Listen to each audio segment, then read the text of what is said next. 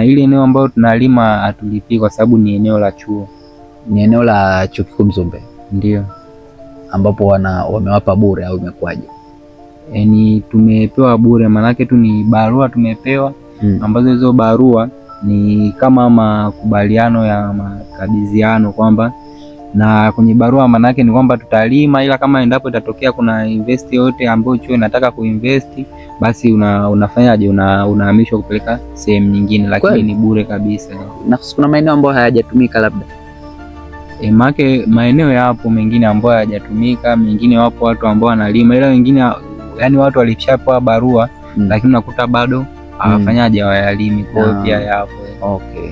Unajisikiaje sasa kulima kwenye eneo la chuo ambalo umepatiwa bure na ni chuo unachosoma?